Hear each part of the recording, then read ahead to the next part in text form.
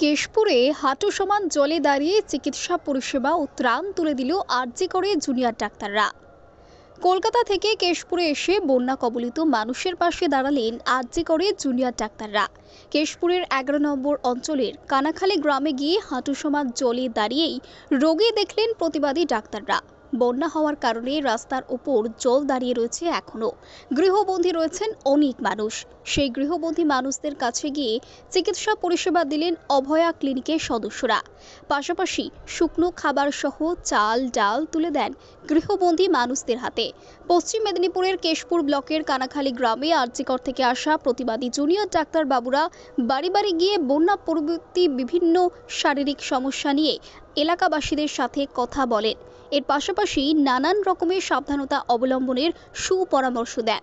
সাথে নিয়ে আসা বিভিন্ন ধরনের প্রয়োজনীয় ওষুধ থেকে খাবার মানুষের মধ্যে বিলিয়ে দেন। মেদিনীপুরে যে দুর্ভিক্ষ কবলিত বন্যা কবলিত গ্রামগুলো রয়েছে, সেই গ্রামগুলো আমরা গতকালও এসেছে, একটা টিম, মেডিকেল টিম এসেছিলেন, আজও এসেছে।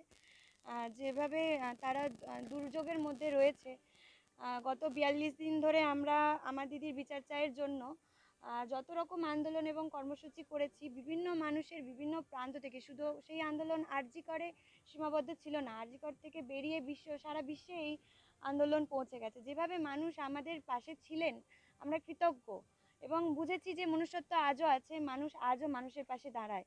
সেই ভালোবাসা, সেই বিশ্বাস ভরসা নিয়ে তাদের ভালোবাসা যেভাবে পেয়েছি, তারা অনেকভাবে স্বাস্থ্য ভবনে যেভাবে আমরা রাস্তায় পড়েছিলাম ঝড় জল বৃষ্টি উপেক্ষা করে, তারা আমাদের সারভাইভ করার জন্য অনেক যাবতীয় জিনিস দিয়ে আমাদের সাহায্য করেছিলেন।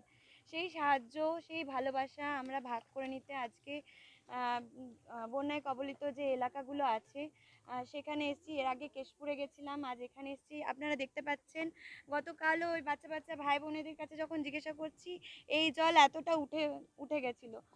পিছনে দেখতে পাবেন বিভিন্ন জায়গায় বিভিন্ন ক্লিনিক, প্রাইমারি স্কুল, সেগুলো ভেসে গেছে এবং জল অনেক দূরে উঠে গেছিলো, আজ একটু কমেছে। তো তাদের প্রাথমিকভাবে চিকিৎসার জন্য যে চিকিৎসা সামগ্রী, ওষুধ, জ্বর জ্বালা, পায়খানা, বমি এবং সবথেকে বড় হচ্ছে মেয়েদের মেনস্ট্রুয়াল হেলথ, সেটা যাতে করে মেনটেন থাকে। শুকনো, এরা বেশিরভাগই হয়তো তাদের কাছে প্যাড পৌঁছায় না, শুকনো জামা কাপড় তো তাদের কাছে নেই, তারা কিভাবে এই সময়টাতে দিন কাটাবে। তার জন্য আমরা কিছু স্যানিটারি ন্যাপকিন, স্যানিটারি প্যাডও নিয়ে এসেছি, জল নিয়ে এসেছি, ওআরএস নিয়ে এসেছি, বিভিন্নভাবে স্কিন ডিজিজের জন্য যাতে প্রিভেন্ট করা যায় সেই সমস্ত ওষুধ। ডাক্তাররা আজ আরজিকর থেকে বিভিন্ন ডিপার্টমেন্টের ডাক্তার আমার সাথে আছেন। ডাক্তার গাইনি, উনি গাইনি ডাক্তার, ওনারা সবাই রকম এসছেন যাতে করে এই বন্যার জল ডিঙিয়ে তাদেরকে না যেতে হয়। আমরা এসেছি ভালোবাসা পৌঁছে দিতে, মানে আমাদের মানুষের পাশে আছে এই ভরসাটা দেওয়ার জন্য। ওনারা আমাদের পাশে ছিলেন, আমরা ওনাদের পাশে আছি এবং তার সাথে এটা বলার জন্য ওনারাও যেন হাল না ছাড়েন এবং আমরাও যেন আমাদেরকেও ওই হাল ছাড়তে না দেন। যেভাবে আমাদের পাশে ছিলেন সেভাবেই যেন পাশে থাকেন এবং প্রত্যেকটা ঘরে ঘরে, কি গ্রাম হোক কি শহর হোক, প্রত্যেকটা ঘরের মা, ভাই বোন যেন বলে আমার দিদির বিচার চাই, আমরা আমাদের দিদির বিচার চাই, এই বার্তাও পৌঁছে দিতে চাই। আমার নাম সুচিস্মিতা মজুমদার, আমি আরজি করে নার্সিং স্টাফ।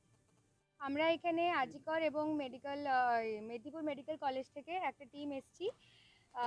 এই ফ্লাড এফেক্টেড এরিয়াজে আমরা মেডিকেল হেল্প আর ত্রাণ পৌঁছে দিতে বাড়ি বাড়িতে।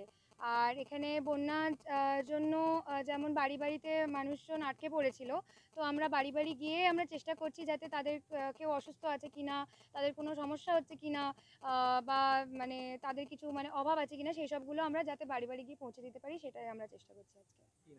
আমি ডক্টর শাগুফতা, আরজিকর মেডিকেল কলেজের ফার্স্ট ইয়ার রেসিডেন্ট গাইনি।